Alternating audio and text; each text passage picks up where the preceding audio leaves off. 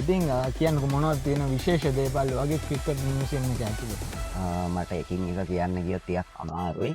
ඇත්තටම කිව්වොත් මෙහෙම කියන්නම් මං ගාව මේ වෙද්දී මම හිතන්නේ දෙස් විදෙස් ක්‍රීඩකයන්ගේ සමරුවක් සං ඒ කියන්නේ සිග්නේචර්ස් තියෙනවා මම හිතන්නේ 2000ක් 1500කට අධික ප්‍රමාණයක්. ඊට පස්සේ හැම ක්‍රීඩකයෙක්ම ලෝකෙ හම්බෙලා ගත්ත ඡායාරූප 1500ක් 2000ක් අතර ප්‍රමාණයක්. ඊට පස්සේ තියෙනවා ක්‍රීඩකයෝ පැළඳපු ජර්සි මෙන්ස් විමෙන්ස් දෙකේම 220ක් 225ක් විතර.